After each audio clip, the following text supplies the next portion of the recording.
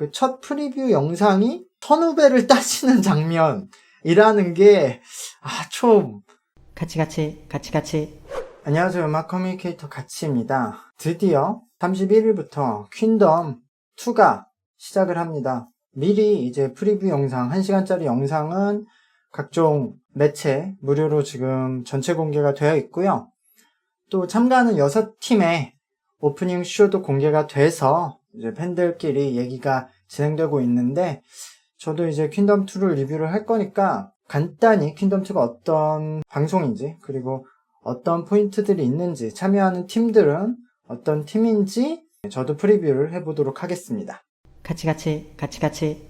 먼저 퀸덤이란 프로그램은 현재 활동하고 있는 아이돌들이 모여서 대결을 펼치는 방송이고요.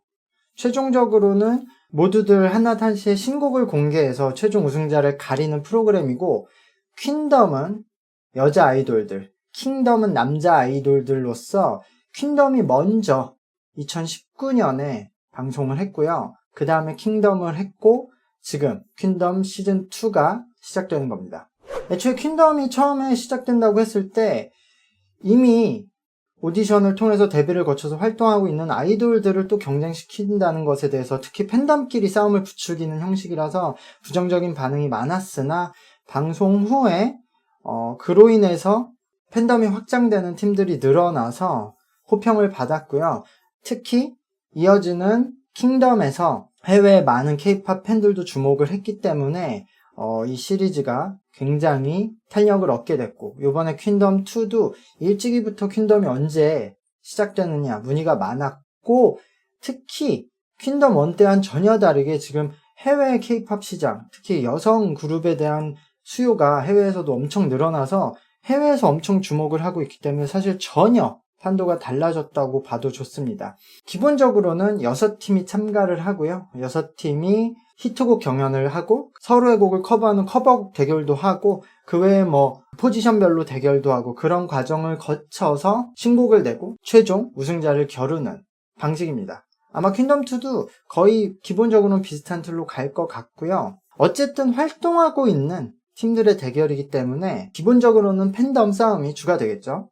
그래서 팬덤이 많은 팀들이 유리할 수밖에 없는데, 그래도 나와서 어떤 퍼포먼스를 펼치느냐에 따라서 또 민감하게 팬덤들이 반응하기 때문에 사실 굉장히 싸움도 많고 민감한 방송이지만, 그래도 그만큼 얻어갈 수 있는 것도 많은 방송입니다. 시즌 1 때는 박봄님, AOA, 마마무, 러블리즈, 오마이걸, 그리고 아이들이 참가를 했었고요. 최종적으로 마마무가 우승을 했고, 그렇지만 오마이걸이 굉장히 많은 수혜를 받았고, 이 방송을 통해서 아이들도 엄청나게 팬덤을 많이 확장했었죠. 그리고 팬덤끼리는 여러 부딪힘이 있었지만, 퀸덤 1 때는 참가자들 사이에는 아무래도 같이 이미 활동하고 있는 아이돌들이었기 때문에 되게 좋은 분위기여서 방송에는 거의 어떤 싸움이나 그런 문제가 없이 부드럽게 흘러가서 굉장히 사람들이 보기에도 편안했던 방송이었습니다. 어쨌든 이번에 퀸덤2가 시작을 하는데요. 먼저 퀸덤2의 메인 MC는 소녀시대 멤버 태연님이 맡게 되었습니다. 네가 들려주고 네가 보여주고 이걸로 되겠어? 사실 이제 개그맨이신 이용진님이 같이 MC인데 그것은 아무도 관심 없어 하는 분위기고요. 그리고 참가자들은 시스타였던 효리님, 그리고 브레이브걸스, 우주소녀, 그리고 이달의소녀, 그러니까 루나죠. 그리고 케플러, 그리고 BBG, 이렇게 6팀으로 확정이 되었습니다. 방송에 대해서 나머지 룰들을 살펴보자면요. 기본적으로 이번에 6팀은 한국음악방송에서 한 번이라도 1위를 한 적 있는 아티스트들을 모았다고 하고요. 그리고 매번 무대 때마다 현장 평가단과 온라인에서 한국과 해외를 나눠서 글로벌 온라인 평가단을 모집해서 투표를 받아서 반영하는 형식을 하고 있고요. 그리고 최종 1위에게는 프리미엄 컴백쇼의 혜택이 있고요. 만약에 3번의 경연 중에서 2번 연속으로 6등을 기록한 팀이 발생한다면 그 팀은 바로 하차를 해서 신곡 발표 무대를 겨루지 못하게 됩니다. 이것까지가 기본적인 룰입니다. 자, 먼저 6팀, 한 팀 한 팀 한번 살펴볼게요. 먼저 혼자 나왔고, 제일 나이가 많은 효리님이 계시죠. 효리님 시스타에서 여자 아이돌계에서 우뚝 정상에 있었던 시스타 출신이고,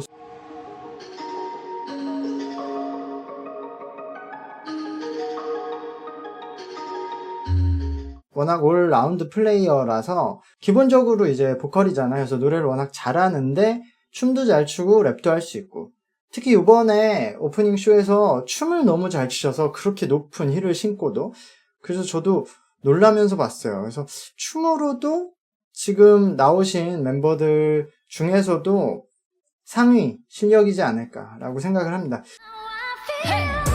방법이 없어 달리 방법이 없어 달리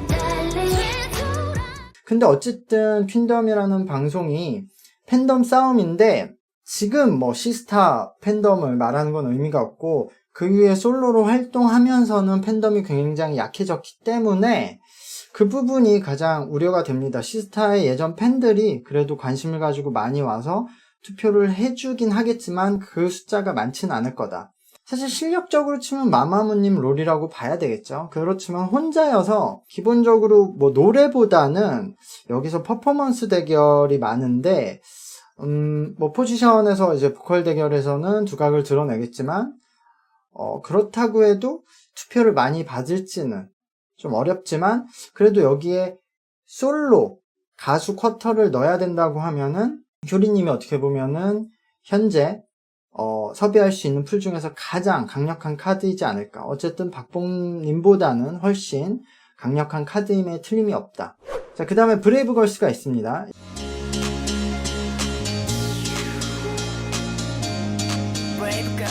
브레이브걸스를 섭외한 이유는 여기 이제 참여한 팀들 중에 브레이브걸스만 전혀 다른 팬덤을 형성하고 있거든요. 브레이브걸스가 역주행을 했던 이유도 이제 군대에서 공연했던 영상부터 시작해서 특히 30, 40대에 있는 남성분들 위주로 팬덤이 형성되어 있기 때문에 엠넷 입장에서는 브레이브걸스를 참여시키는 게 좀 이 프로그램의 확장성에는 도움이 되죠. 어차피 다른 어떤 팀이 들어와도 다 비슷한 팬덤에서 싸우는 건데, 브레이브걸스가 들어오면은 전혀 다른 타겟층한테 이제 시청률을 공략을 할 수 있으니까. 그래서 그것이 브레이브걸스의 강점이다. 근데 또 단점은 이분들이 이 케이팝을 소비하는 주층이 아니라서 어쨌든 팬덤 숫자도 적죠. 그리고 브레이브걸스는 해외 팬덤이 거의 미미하기 때문에 지금 여기 참여한 팀들 중에서 팬덤이 약한 편에 속한다. 하지만 이제 여기서 이제 제일 나이 많은 그 민영님인가요? 그분이 아마 효리님이랑 동갑이고, 기본적으로 그 30대와 20대 후반, 그러니까 나이가 많기 때문에 마마무로를 이 팀이 맡아서 좀 실력적으로 보여줘야 된다라고 생각을 하는데, 오프닝 쇼는 지금 평가도 안 좋고 저도 보고 깜짝 놀랐어요. 저는 사실 이 브레이브걸스가 계속 그 디스코를 공략하는 거는 이해가 가거든요. 왜냐면 주 팬덤이 30대 이상 남성이기 때문에 이 친구들이 지금 젊은 애들이 하는 뭐 힙합이나 팝 멜로디에 케이팝을 하기에는 그 주 공략층에게도 안 맞고, 그리고 이 친구들이 이미 어쨌든 나이들이 좀 있기 때문에 외견상으로도 어울리지 않아요. 그러니까 이 친구들이 지금 막 세련된 뭐 MX 같은 노래를 한다고 하면은 그런 고민 끝에 계속 이제 디스코를 밀고 있는데, 저는 그래서 요번에 그 오프닝 쇼가 그런 디스코 음악을 들고 나와서 했던 쇼라서 그 컨셉에는 뭐 그 컨셉 자체도 너무 낡아 보였다라고 말하시겠지만, 그거는 저는 어쨌든 이해할 수 있었어요. 근데 저는 다만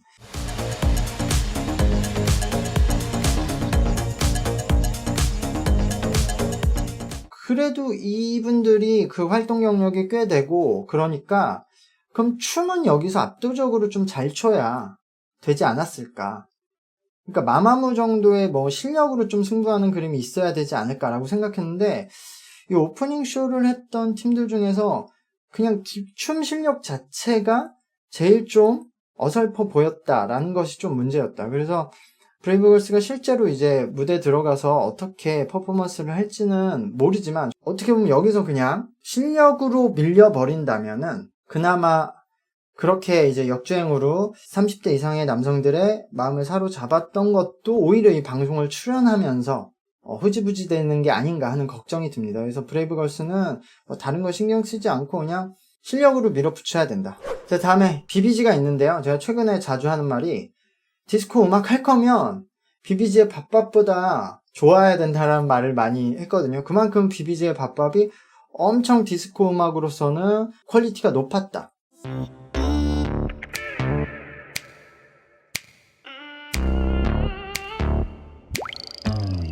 여자친구를 저도 좋아했고 여자친구에서 이렇게 3명이서 나온다고 했을 때 걱정을 많이 하는 팬분들 있고 저도 좀 미지수했어요. 어떤 그림이 될까. 근데 생각보다는 좋게 그림이 나왔어요. 이 3명이서 할 수 있는 무대가 제한적인데 그래도 여자친구가 워낙 군무를 잘 맞추던 팀이어서 기존에 다른 3명이 있었던 여성 팀보다는 춤을 대충 추지 않는 그림이 나와서 그것도 신선한 그림이었고 그래서 좋았는데 이번에 오프닝 쇼도 그렇게 보면은 나쁘지 않았다고 보거든요. 원래 이 친구들이 지금 밥밥 했던 그런 느낌을 살려서 춤도 잘 췄는데 그래도 제가 보니까 아무리 그래도 3명이서 보여줄 수 있는 퍼포먼스의 그 에너지의 크기가 한정은 돼 있다는 느낌이 들었어요. 오프닝 쇼에는. 그래서 BBG가 저는 그래도 어느 정도 해낼 수 있는 실력들은 가지고 있다고 생각하지만 그 3명 인원의 한계를 얼마나 극복할 수 있을지 기대를 하며 봐야 될 것 같아요. 그 다음에 사실상 이번 퀸덤2는 소녀들의 전쟁이다. 소녀 대결이다. 라는 말들이 팬덤에서 나오고 있어요. 그러니까 이 우주소녀와 이달의 소녀 얘기인데요. 먼저 이달의 소녀를 얘기할게요. 이달의 소녀가 이제 외국에서는 루나라는 이름으로 활동이 되고 있는데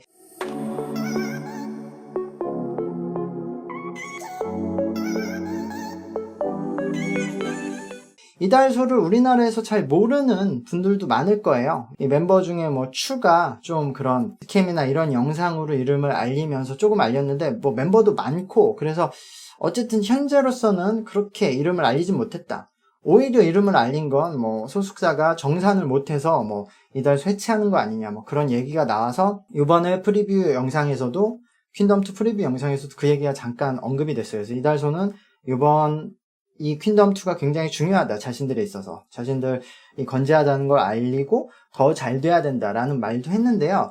저도 뭔가 우주의 기운이 이달소에 모아지는 거 아닌가라는 느낌은 받았어요. 이달소가 국내에선 인지도가 그렇게 많지 않지만 해외에서 루나라는 이름으로 곡과 세계관이 엄청나게 히트를 해서 굉장히 잘 됐거든요. 그렇기 때문에 이달소가 퀸덤2에 나와서 그런 해외 팬들의 지원을 입고 국내 팬들에게 이 정도의 좋은 멤버들 있고 좋은 곡을 가지고 있다를 알려주면은 이달의 소녀가 여기서 오마이걸처럼 좀 히어로가 될 수 있지 않을까 라고 기대하는 분들이 많은 것 같아요. 근데 다만 저도 그렇게 기대를 했는데 오프닝 쇼를 보고 제가 약간 놀란 게 있어요. 어쨌든 이 친구들이 다인원이잖아요. 지금 참여한 팀들 중에서 그 12명이니까 케플러가 9명이고 우주소녀가 원래 많지만 이번에 8명으로 참여하니까 이달소가 가장 인원이 많은데 이 다인원이 군무를 맞출 때 제가 상황이 바뀌었다고 느끼는 부분이 하나 있어요. 그러니까 걱정을 하는 게 이번에 이달소가 그 부탁해 노래를 오프닝쇼에서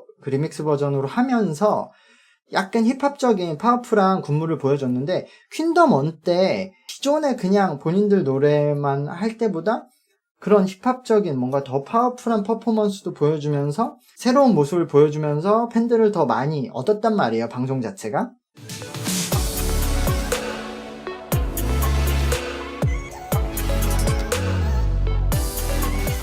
근데 퀸덤1과 퀸덤2 사이에 뭐가 있었냐면 우리가 최근에 봤던 스우파라는 방송이 있죠.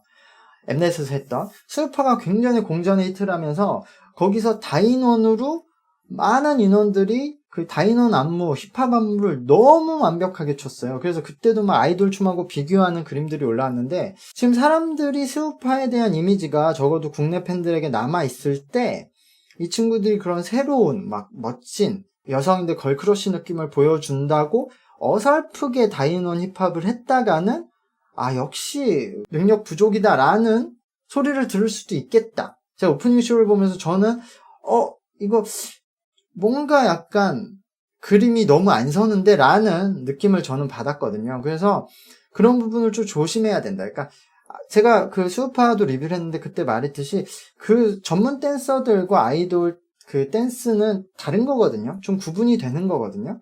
그러니까 아이돌은 아이돌 댄스를 잘하는 걸 해야 되고 거기에서는 전문 댄스들보다 더 잘하는 부분이 있거든요. 근데 이분들이 전문 댄스를 하면서도 더 잘하고 멋있는 모습 보여준 건 좋은데 하필 어쨌든 직전에 수우파가 있었기 때문에 그런 부분은 좀 조심해야 되고, 이달수가 전체적으로 어쨌든 멤버들이 굉장히 좋은 멤버들이 많고 실력도 좋은데 지금 참여한 다른 팀들하고 비교해서 와 우리가 진짜 실력적으로 위에 설 수 있다 그런 상태는 저는 아니라고 보거든요. 그래서 이달수가 기대를 너무 많이 받고 있기 때문에 까보니까 근데 어설픈데 이런 얘기를 오히려 들을 수도 있다. 그래서 지금 조금 더 전략을 잘 짜서 본인들이 잘하는 거를 해봤으면 좋겠다라는 생각이 들었습니다. 자, 그리고 우주소녀. 차포를 뗀 우주소녀입니다.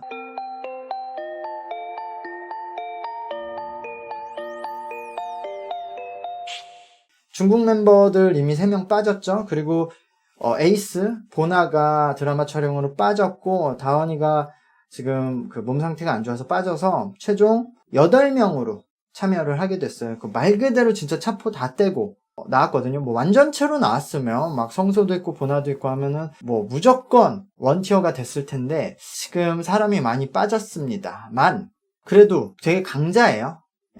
엑시도 있고 루다도 있고 영경이도 있고, 그러니까 확실히 뭔가 비주얼 member, 춤 멤버, 노래 멤버 뭐 이런 게 딱딱딱 그 포지션별로 카드, 에이스 카드를 다 가지고 있기 때문에 이렇게 차포를 다 떼도 우주소녀가 굉장히 좋은 퍼포먼스를 보여주면 오히려 거기서 마음이 가지 않을까.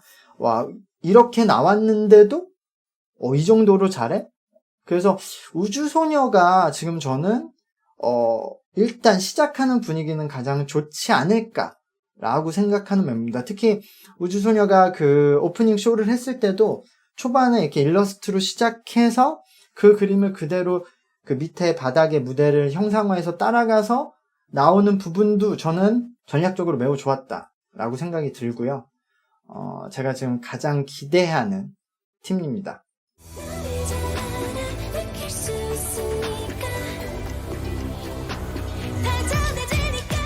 자, 마지막 케플러가 남아있네요. 케플러는 뭐 제가 잘 아는 멤버들이고 Now you know who we are, Kepler.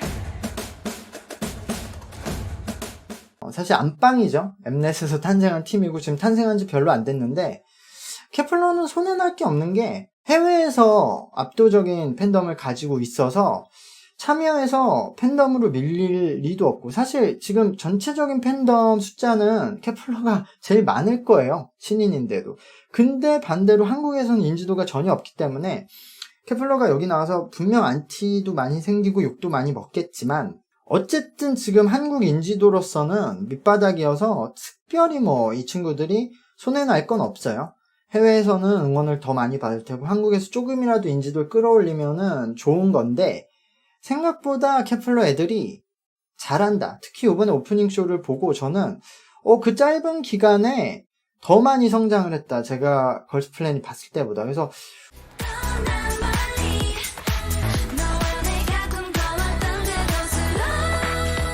군무만으로는 이번 오프닝쇼 1위 아닐까, 케플러가.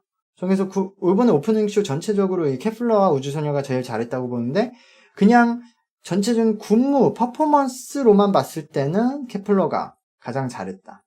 그리고 멤버들이, 좋은 멤버들이 포진돼 있고, 어쨌든 유진이가 활동 경력 좀 되고, 그러면서 완전 뭐 신인 멤버들만 있는 것도 아니고.